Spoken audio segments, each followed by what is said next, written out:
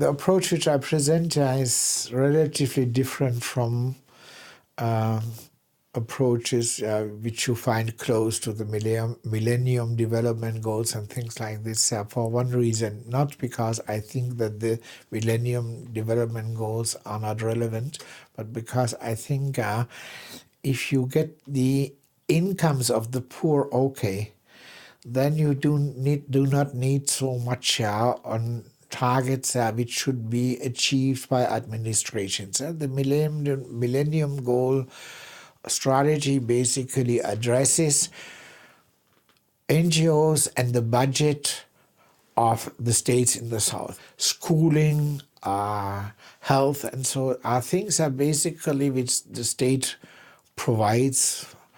Some other things are like position of women is NGOs, etc.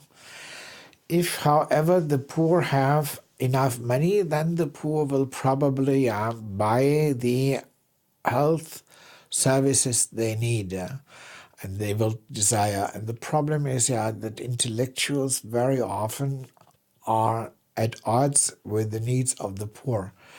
And the intellectuals think that they know better. We cannot mobilize poor people by saying we are providing for you all these services, not letting have them the choice. And also we are not able to maintain these services in a sustainable way if they are not embedded in a social structure where people want these services.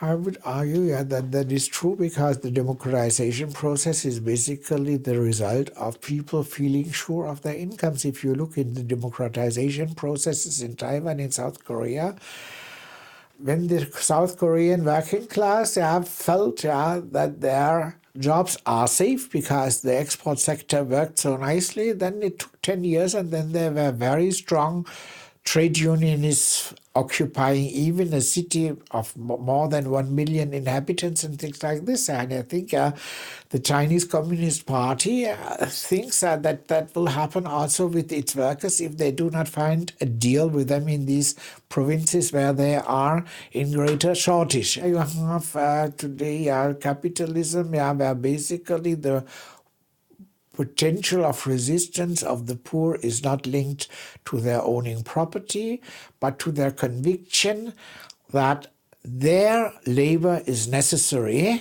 for the rich.